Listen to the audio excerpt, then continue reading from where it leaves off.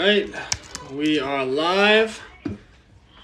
Let me just get set up here. I probably should have gotten set up beforehand, but we're gonna have a fun talk today on Montessori schooling.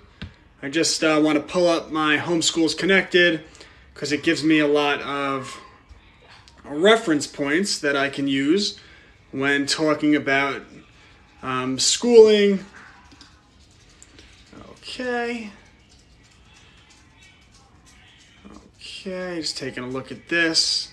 Again, give me a second to get set up here. We're going to talk about Montessori schooling today.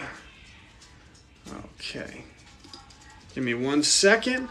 We're going to have a fun talk. We're going to review everything about record keeping, the different methodologies that people use to educate their children, and we're going to get a little bit more into the Montessori style and how you can implement it in your homeschool. And I always tell people that I don't unschool, I don't use Charlotte Mason, I don't use classical education, I don't use Montessori. I use a combination of all of these methods. And when you first start homeschooling, it's very important that you do everything you can to understand the different ways in which people go about teaching their children, because if you understand your options, it helps with the choosing of curriculum, and it helps with teaching your child in a style that maximizes the way they learn, right? If your child is a visual learner, then you want to structure their education so they're doing a lot of visual type activities, and you can do that with just a little bit of careful planning. So you just pulled your child out of public school, you're ready to homeschool, you went to the Homeschool Legal Defense Association, you filed all of the proper documentation, you familiarized yourself with your responsibility as a parent record keeper. Tim, KL, Renee, thank you so much for being here. People coming in, really appreciate it. So you familiarize yourself with your role as a parent record keeper. You could find that right on HSLDA website. You go on there, you choose your state, and you find out information. Is your child, Renee, how you doing? Is your child required to take, if you guys have any questions at any time, feel free to ask them. I'm more than happy to interact with my crowd and answer your questions to the best of my ability. So you need to find out, does the state I live in require standardized testing? Do I have to have a high school diploma to homeschool? Are there limitations to the types of homeschooling I can do, right? Some states are more restrictive than others. Like ironically, California is actually allows more flexibility in terms of what you can do with homeschools, how you can form homeschool groups and set it up so that maybe Johnny's mother is teaching the children on Monday, Susie's mother is teaching the children on Tuesday. So all of that stuff varies in every state. So you want to make sure you know your state rules. Otherwise, it could cause you problems later on. So once you figure that out, you have to familiarize yourself with the different styles of homeschooling. And today we're specifically going to focus on the Montessori style. Dancing, blue chalk paint, welcome. I'm so happy you guys are all here. So to start, the one I get asked about so often is unschooling. What is unschooling? And in simple terms, unschooling is the style of following your child's interest and using it to teach them real-world skills. And some people do this 100% full tilt. If their child's not interested in math, they're not going to make them take math. You know, I do a combination. To me, unschooling is one of the most powerful components of homeschooling. So you want to follow the interest of your child. I did a parent consultation with a family. Hey, from Michigan, welcome. Happy to have you here. That's basically what I've been doing as a mom. That's great. So I'm going to talk about unschooling. I'm going to talk about the other strategies a little bit that people use, and then we're going to talk about specifically about Montessori and why we should all be implementing at least some aspects of Montessori in our homeschool, especially when you have young children. In the social aspect, I am worried. I am antisocial myself. How to encourage social skills with homeschool. And I'm guessing you went to public school too, right? There's this myth that public school is this magical antidote to socialization. Well, for example, later today, I am taking my boy to a child's birthday party. And we get invited to parties all the time because I take my child to parks all the time. We go to the parks, and when we're there, I make it a point, even though I'm naturally introverted, believe it or not, to actually interact with the other parents. And when I do that, we make friends. I set up weekly play dates, get invited to birthday parties. On Sundays, we go to a church group. On Fridays, we go to a music class that I have my son in with other children. So socialization is only a problem if you don't make it a priority. My son started Brazilian Jiu-Jitsu when he was 3 years old. He made friends with the children in his class. Over the next, probably in January, he's going to be enrolled into a soccer team, right? A travel soccer team starting at 3-4 years old. So socialization is only a problem if you don't make it a priority. So what we want to do is make it a priority. And of course, there are homeschool co-ops and things of that nature. By the way, if you have any questions related to your child, check the links in my profile. I'm happy to answer them. Or, of course, Homeschools Connected, my private homeschool community. You get full access to me, so you inbox me if you have questions. Happy to answer. So I did a parent consultation. Family lived on a homestead. They did a lot of gardening and stuff like that, and the child was very interested in it. So all of that type of stuff. So one of the things we did, and this was a 5-year-old girl, is we had her actually construct a garden box. This is an activity I recommend to a lot of families. Construct a garden box, right? The parents help her cut the wood, nail it together, set up this garden box, go to the store, buy the materials, do the basic math for how much everything's going to cost, the soil, the seeds, right? Make a list, all of these organizational type things. And then over the course of the summer, that little girl planted seeds, grew her crops in her garden box. This is what she was in charge of, right? Her parents had a homestead. She had this garden box. And, she feels like she's participating in a big way, just the way mom and dad are. And she grew these crops over the course of the summer.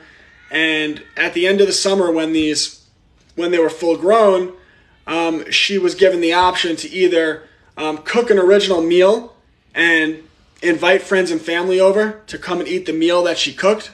We also had her working on the skill of cooking all summer. And with that, there's marketing, right? Like she could do, make an original video invitation that you send out to friends and families that you're hosting this dinner. And the other option was to take her crop, her harvest, and set up a little farmer stand next to her parents and actually sell the crops she grew for profit at a farmer's market. So these are the type of things that you can do with unschooling, and that's why it's so powerful. I had another family I did a consultation with that the child was very interested in bugs. So we set her up with all these educational books about bugs. So like the books were designed where you identify the bug, then you draw the parts of the bug, and you learn all about these different bugs. So there's so many different things you can do with unschooling, and that's why it's such a powerful methodology, and one that I strongly recommend everyone implements to some degree in their own homeschool, just as we're going to talk about Montessori more in depth and why all of us should be implementing Montessori within our homeschool. Now, that doesn't mean you have to do it 100%, but you definitely want to utilize some of the very powerful aspects of it, and we're going to talk about that. I'm in California. I am beyond lost as where to start with homeschooling. So if you have any questions specific to your situation, check the link in my profile. What I would say is the first thing you want to do is go to the Homeschool Legal Defense Association, get the forms to formally withdraw your child from public school, use that website to familiarize yourself with your responsibility as a parent record keeper in the state of California and the laws in California. and then do some reading or check out my work that I've done. I post all of these on YouTube. I did a stream on classical education the other day. I did a stream on unschooling the other day. And you want to know about, I'm doing a stream on Montessori right now. And of course, Charlotte Mason. And then once you do that, you can look into choosing a curriculum that works for you, your family, your child's learning style. Are they a visual learner, an auditory learner, a kinesthetic learner? So these are all things that you want to think about when you get into homeschooling. Take baby steps. Don't be overwhelmed. If you want me to be your personal guide, join my homeschool group. Or if you just have specific questions, check the link in my profile. We could set up a basic consultation for that as well. So with unschooling, it's very powerful. And it really plays well with, I'm going to do this a little backwards compared to how I plan to do it with Montessori. So Montessori is essentially setting up an environment in your home that is conducive to following your child's interest and your children being able to learn. So I'm going to give you some basic examples. So in my home, one of the things we focus on in early childhood development, because I always say skills over subject matter, right? Skills, skills, skills. Because when you do the unschooling later on, as soon as your children have skills like cooking, as I'm going to talk about, then you could have them host a dinner. You could have them bake cookies and set up a farmer's stand, right? You could start to get them business experience by following their interest. So one of the things my wife and I did, and she does such a great job, she cooks with my son all the time, is we got a stool, a cooking stool for children, so he could stand comfortably at the counter and interact with the food, right? Because we're molding the environment so it's designed for learning. And then we got him knives, actual knives. Sorry, I just dropped my mouse. Actual knives that are designed for young children where they can cut fruits and vegetables without cutting their fingers if they slip up. So my 3-year-old son has actually assisted in the cutting of fruits, the cutting of vegetables. He enjoys breaking the eggs, pouring the flour, doing all of these different cooking activities. He always has ideas of things he would like to add, like he loves to put hot sauce in our morning eggs, which some people might not be thrilled about, others might be, but I encourage that type of creativity within his cooking because that's the unschooling method. But you see how Montessori kind of ties into that because he has a step stool and he has the knives that he can use so that he can engage in that activity. So you want to set up the environment in a way, and this has to do with every aspect of their life. So if you just do a basic Google search online, you could type in Montessori, where do I start in Michigan? Again, I'll talk about that in a minute because I already did. And if you really need help, just check the links in my profile. I could set up a basic consultation with you, and we'll get you started. And I'd be happy to help, or join my private group. So if you do a basic Google search online, Montessori toys, there's all these preset packages that you can get that have all of the Montessori recommended toys for children in your child's age range, a couple $100, and then basically you just want to set up their environment. So you don't want them to be overwhelmed. You don't want there to be too much going on. So sometimes less is actually more. So they have an option of, 10 to 15 toys or type of toys, maybe a building section, an art section, a reading section, whatever it might be, that are strategically placed in their environment so that they can learn through the play activities that are available to them, and it's loosely controlled by the environment that you set up. And then you can just break everything down into sections. Some people set up little cubbies, right? So you have the cubbies with the building toys, the cubbies with the car type toys and the racetracks, the cubbies with the art, whatever it might be, the cubbies with musical toys. And then you could get them involved in programs that I really like for children that are about 4 years old, like the Prodigy's musical program, subscription model. I think it's like $15 a month, and they learn music. If they're interested, you could set up a piano area, a basic keyboard, $75. And then there's something called Piano K, which teaches children to not only play piano, but read music before they even know how to read words, which is pretty remarkable in terms of how it's set up. Asking if my kid is in school and questions. I'm in New Jersey, which is legal, but I feel like an outsider. Again, any questions specific to your child, check the link in my profile. I'm happy to set up a consultation to get you set up, or just join my private group and you get full access to me. Am I going to get in trouble because I don't send my kids to public school? No. You familiarize yourself with the law, with your responsibility as a parent record keeper. You could do that at Homeschool Legal Defense Association, and do that with the Homeschool Legal Defense Association.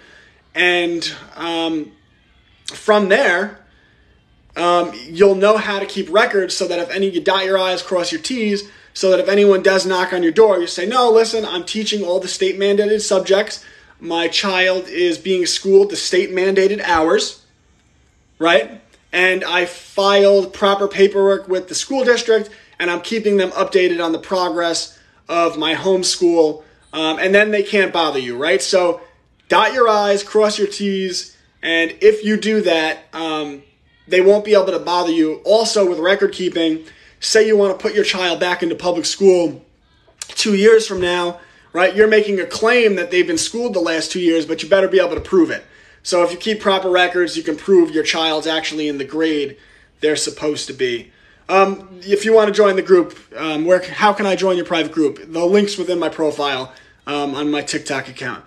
But if you join it, use the promotion code CONNECT, because you get $5 off a month. So don't just join it. Use the promotion code CONNECT. You get $5 off a month. I have 2 kids. They are in 1st and 3rd grade. Do you think it would be difficult to transition them? No, not at all.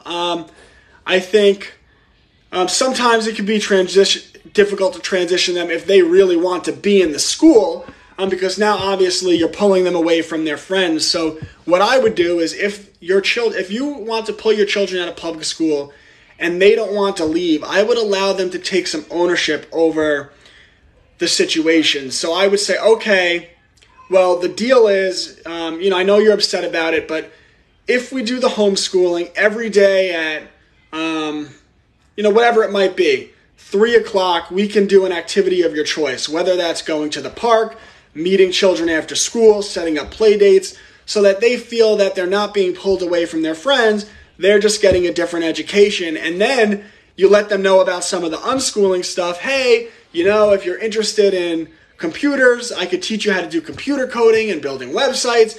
If you're interested in construction, we could set up a class once a week with, dad or mom if she's handy, and we could learn basic construction skills, and we could build birdhouses and benches and make really cool things.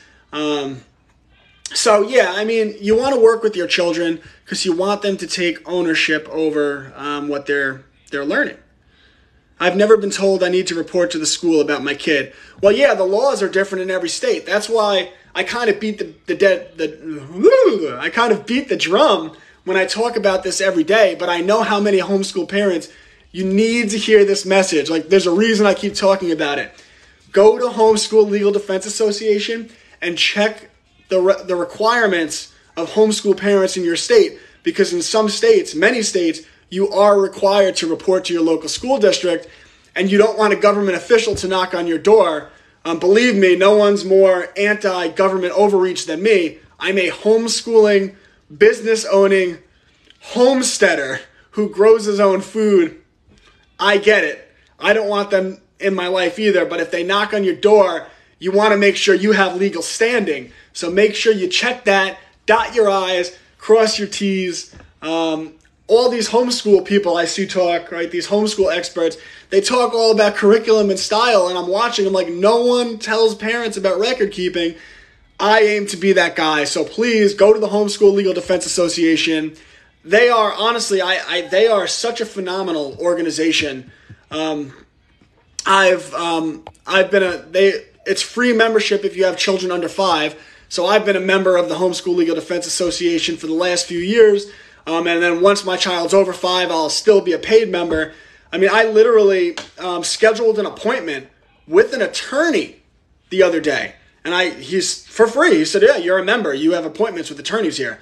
Got him on the phone. He spoke to me for 30 minutes about the ins and outs of homeschooling because I needed to learn a little bit more so I could help you guys, and because I'm doing a consultation with someone trying to help them set up a homeschool school that incorporates children. So I was learning all about the laws as it relates to that. I'm an ex-preschool teacher, and I think it's just big kid math scares me. Yeah, well, if you are overwhelmed with teaching your child math or something of that nature, there are programs, like for math, I would say like there's computer programs that are just designed, like Time for Learning. Maybe you buy just their math, right? You buy, what does this say? One new message. Should I click on this? I don't know if it will do something. One new message. I don't know what that is, so I'm not going to click on it. But yeah, you can use Time for Learning, and it's a math program designed to be child-led. It slows down, lets them go at their pace, and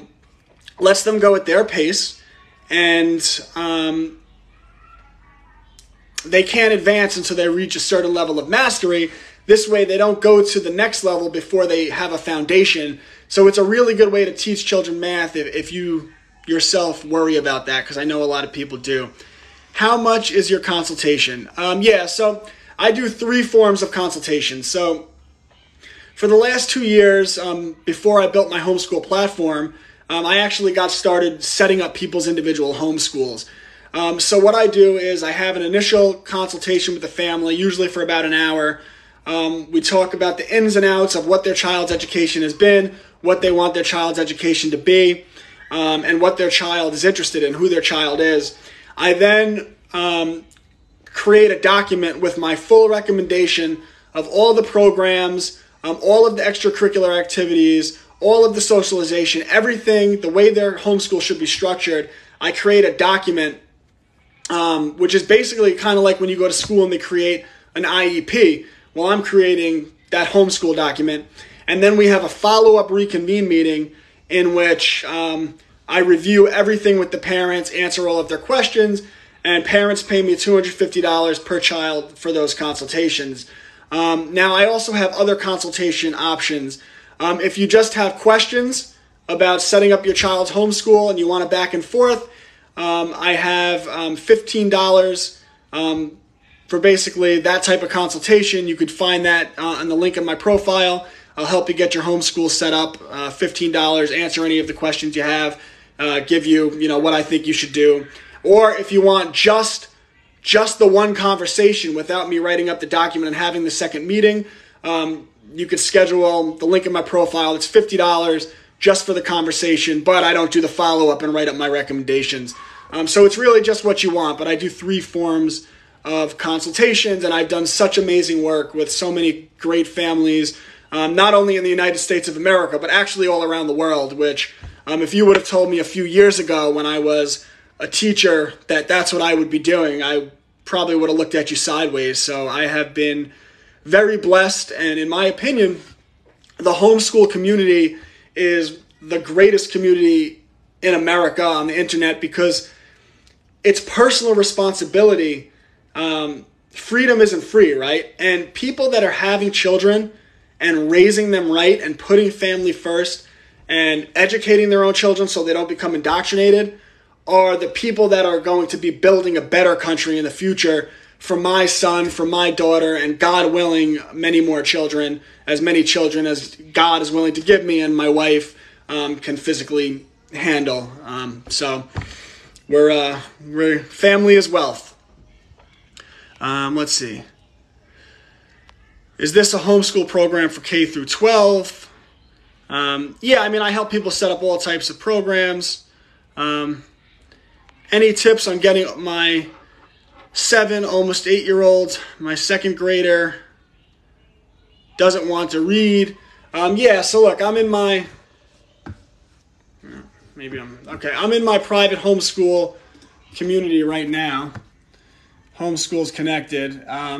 So what I would do is I would come down, just to show you what I do, I would come down to English, reading early childhood, and then, can you guys see that? All these programs, Reading Bear, Reading Eggs, Hooked on Phonics, all about reading. These are all good programs designed to teach your children to read, which I'm not opposed to. Although what I would say is don't make it aversive. So one of my biggest problems with public school is that, and you see this, right? How many of you have heard a child say, "Oh, I hate learning"? Well, because school makes it aversive, right? Like, if your child is really having a hard time with reading and is becoming upset with it, sometimes what you need to do is slow down. What is Johnny interested in? Is he interested in trucks? All right, well, what I would do is I would go onto Amazon, buy a bunch of very simple books about trucks, very simple, as simple as I can get, and I would just read with Johnny, just do fun family reading about stuff he likes. Wouldn't even force him to read. I would just put my finger I would read the books a lot, keep it repetitive, so that he memorizes the books because they have such amazing minds. And then I would just read the book with my finger, underlining the words, and I would stop at certain words, and then he reads those words because he has it memorized, and he starts to get some confidence, enjoy reading, it's fun, he's learning. So sometimes the answer is to take a step back and slow down. I'm just answering some of your questions. I'll get back to the Montessori stuff, but you guys have such good questions.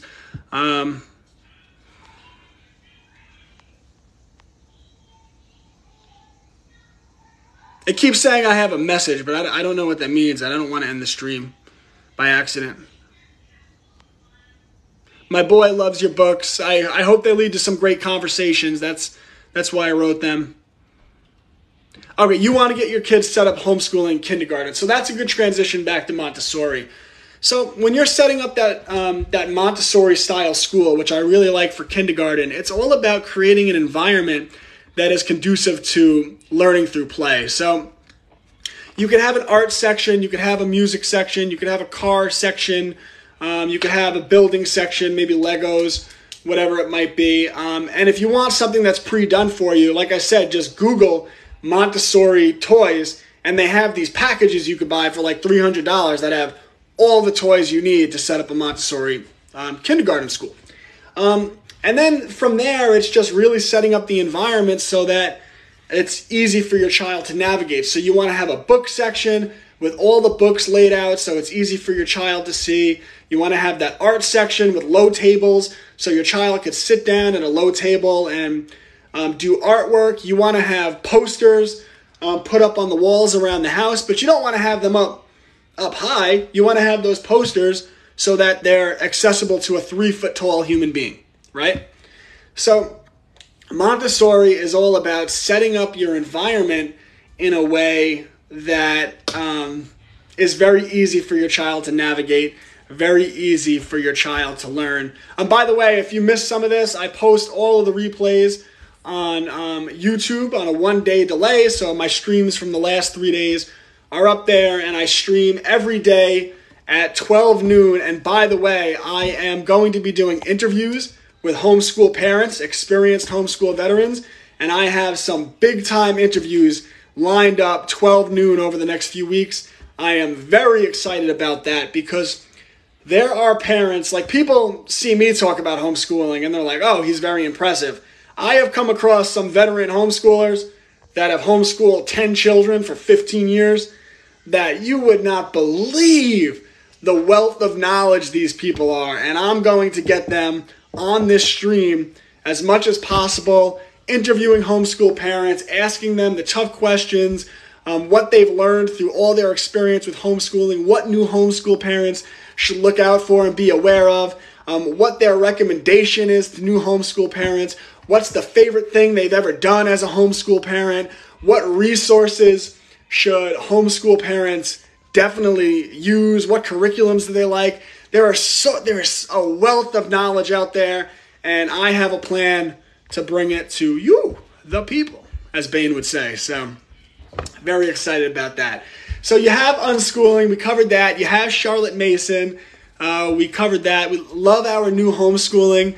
My kindergartner loves being homeschooled too. Yeah, well, especially early childhood. Homeschool should just be, learning should be fun, right? The primary objective in early childhood education is to develop a love of learning so that children want to do schooling in first grade, second grade, eighth grade, ninth grade, 10th grade, and then develop critical thinkers and focus on the process of learning itself over the memorization of any specific type of information. So like, for example, I could sit down with a child and say, these are the 4 seasons. Summer, fall, winter, spring, summer, fall, winter, spring, and just beat it into them. And then when someone asks them, they say, hey, Johnny, what are the 4 seasons? Summer, fall, winter, spring. And it's like, oh, this child's impressive. But you taught that child how to memorize a piece of information, but they haven't learned. And like when I teach my child, it's all about getting out into the world. So when we learn about summer, fall, winter, and spring, like the trees have started to fall off the leaves. So we go outside and we observe that and say, hey, what's going on with all these leaves? And he goes, oh, they're falling. And I go, is the weather hot or cold? He goes, it's warm, right? It's gotten hot. It's gotten a little chillier, right? Brady, has the weather gotten chillier? Yeah, yes, Dad, it has. Remember when it was really hot every day? Yes, Dad, it was really hot every day. Well, that was the summer season, but now the seasons are changing, and when the leaves fall off of the trees, it becomes the fall season, and it gets a little chillier, and we have to dress warmer, right? And I say, Brady, do you remember when it snowed and it was really cold? Yes, Dad. I go, oh, well, yeah, that was the winter season. And like you learn through living and through experience, and now he's observing his environment and he's thinking critically. I mean, you Arizona people might not be able to learn quite that way, right? It said it's hot every day in Arizona. I don't know. I'm not one of those freaky desert people, okay? Not one of those. I know you desert folks, I don't know, you can't even get your own water, so you got to take everyone else's water. It's like, all right, you're using all our water, you desert people. So you want to learn through doing and keep things fun, which is what unschooling and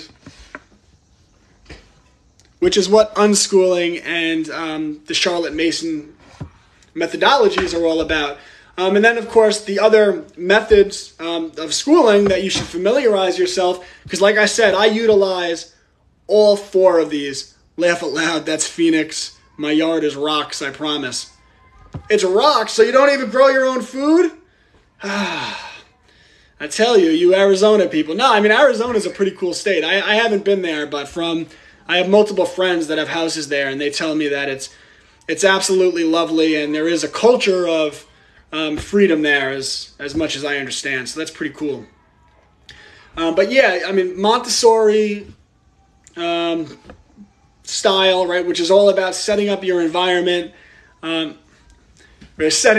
grow food in containers. Well, like I talk a lot about growing food and personal responsibility, but you have to think about the environment you want your child to grow up in, right? Like we all see what's going on in the world and how dependent people are in the system, right? How dependent people are on government money and even these big, powerful corporations, which, like, they're soulless and they're just terrible corporations.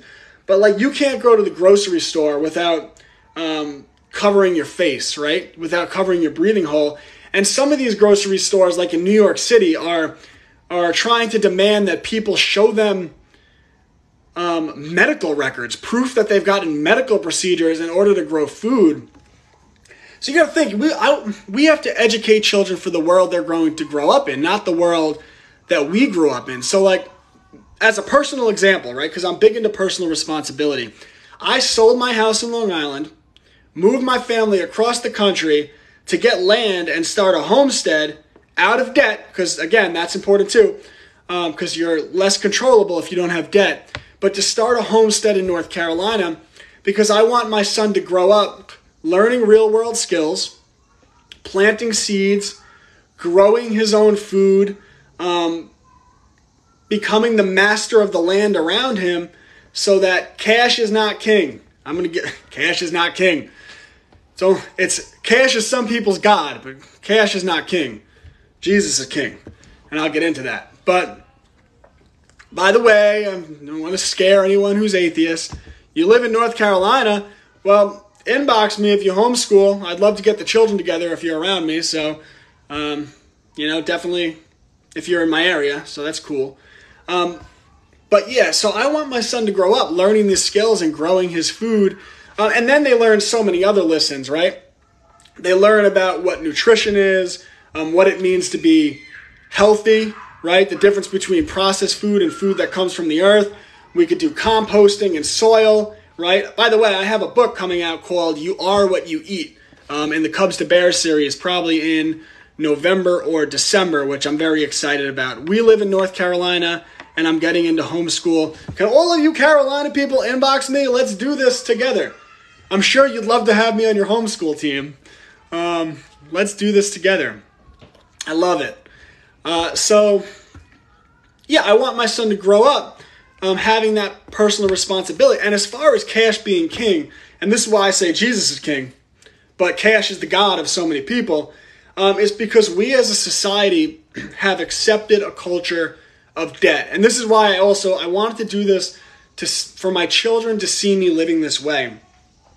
How many people you know, this was myself just months ago, had a big mortgage and the car payments and the college debt, right? And all this stuff. And so then when the system comes along and they say, okay, well now we're going to shut things down, right? Well, now you're in a bad situation because you have that mortgage payment, right? And they said your job's not essential. Well, it's essential to my family eating. So yes, it's essential. But they say, oh, your job's not essential, right? And then a few months go by and now your employer says you have to cover your face or you have to get maybe a certain medical procedure if you want to keep getting that paycheck. Well, now you need that paycheck to keep that roof over your family's head, to protect your family's asset, their wealth, and to get them food. So, right, people, you have to take the ticket, right? Like everyone's like, oh, they have so much control over us. They have control over us because enough of the population takes the ticket. Well, I want to show my child how to live when you don't take that ticket. So I sold my house on Long Island, moved down to North Carolina. I'm living out of debt now. I don't have debt. I'm homesteading. I had to move my family across the country to do it. That's the way it goes sometime. So once you do that, cash isn't so much of your king, right? Right? Cash is important, but it's not your king. And then you just follow that, why I say Jesus is king. And this goes for, I respect people of all faiths, whether you're Jewish or Muslim, even you freaky deaky atheists. All right. But the reason I say Jesus is king is because it's following that path, right? So it's showing you put your neighbors first. Do on, right? The golden rule. Jesus loved the golden rule. Do unto others as you would want others to do unto you, right? When Jesus knew he was going to be killed, the last thing he did was he got down on his knees and he washed the feet of his apostles, right? And the reason he did that is because he was trying to communicate to them, teach them through his actions that he is only king in that he serves everyone else, that you are supposed to live a life of service. You are supposed to put family first, community first, have in-group preference. When your friend starts a business and their product costs more money, or there's a mom and pop down the shop, but you know that's your neighbor that lives down the block, you spend more money to buy from them rather than to buy from Walmart, right? And when you start doing that and you grow food, right? Like I'm going to have chicken soon and I'll be giving my neighbors free eggs. And when you do that and you put community first and your child grows up seeing this lifestyle, well, now all of a sudden cash isn't king, right? That's why I say Jesus is king, because that path is king. It's about personal responsibility. It's about realizing that we are men and women made in the image of God. And if you don't believe in that, that's fine. I don't judge you. Just that you are this amazing being. and that these satanic entities, these powerful institutions that have been subverted and perverted, that try to indoctrinate our children, that try to expose them to sexuality at a young age before they should even know what that type of stuff is, they don't have control over us, but they only stop having control when people stop taking the ticket. So we can't take the ticket, right? And that's what so many of these political talking heads, when I tell people they're shills, because they're not showing you how to build. And if the people that are trying to enslave you are building and leveraging their money to control institutions, and all we're doing is say, hey, look, that's a hypocrite. Hey, look, that's corrupt. Well, they're building and you're not. We need to spend more time focused on their pyramid of power and more time building our own pyramid of power. And if we do that, I promise you we will take our country back and we will be free. So my little rant on that. So back to schooling. There's unschooling, Montessori, Charlotte Mason. I think I'm going to do a stream on just Charlotte Mason, possibly tomorrow, but maybe later next week. But I stream every day at 12 noon right here on TikTok. I post the replays on YouTube the next day. Charlotte Mason, which is really learning through the art of story. So many cool curriculums utilize this. The Good and the Beautiful. My own books, Cubs to Bears, is kind of a little bit in that Charlotte Mason living history type style. And teaching your children through stories. And then a classical education, which I did a stream on yesterday. Again, that's available on YouTube, which is grammar, logic, and rhetoric. And the 3 stages of educating children that is utilized in most of the elite private schools in America. So grammar, you teach children the importance of words and looking up the definition of words. Logic, you teach children to identify logical contradictions within their thought process or arguments. And then once they identify those contradictions, correcting them so that they have a logically consistent thought process. And rhetoric, which is the art form of painting your message on a canvas so that other people can see it and connect with it emotionally, and you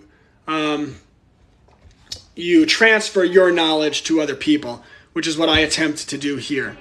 What would you suggest for children, for a child who's slightly delayed and having a hard time staying focused? Well, first, if you want to talk specifically about your child, check the link in my profile. But in terms of that question, if there's a child who is slightly delayed or having a hard time staying focused, I would say that you've identified their learning style, right? They might not do so well with sitting in this structured setting for long durations of time. So what I would do is structure their education so you break things up more. Maybe 20 minutes of formal learning, that's enough. 20 minutes is plenty. Then let them go run around for an hour, do their thing. Then you do 20 minutes later on in the day. You could do a set schedule, it's fine. They focus for 20 minutes, then you let them go run around and play or do some free play for a while. Montessori style, which I covered on this stream, so watch the replay, is perfect for that because you're setting up their environment so that even when they're playing, they are learning. So identify your child's learning style, and if they need less structure or they need more breaks and more running around, well, you have the flexibility to do that. No homeschool should look like any other homeschool. Every one of them should be customized to the individual needs of your child. Now, I do think I have to cut this stream because I see my wife getting ready over there, and we're going to be taking my boy to a birthday party. But I put these on by myself. You put those on by yourself? Yeah. You want to say hi to the people? Look, Dad. I put them on. We're already. Oh, no, you can't see them, but they see you. Say hi. Hi. You put that on by yourself? That's amazing. High five. Pound it. Dad, they just hear me. They hear you. They hear you. Come on, now show me how you put your But come on, we got to go to this birthday party, man. We're about to have fun.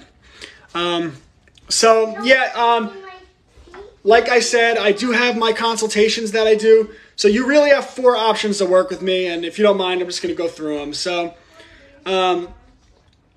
there is the option to a full consultation.